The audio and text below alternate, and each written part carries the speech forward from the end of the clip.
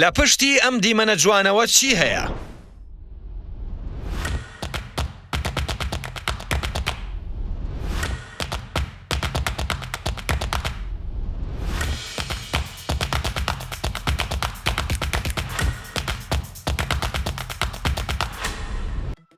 ڕەنگە کاتێک دیمەنێکی لەم جۆرە ببینین حەز بکەین سەردانی بکەین یان لەو شوێنەدا بژین، بەڵام ئاخۆ لە پشتی ئەم دیمەنە سپیە جوانەوە چ مەترسیەک خۆی حەشارداوە.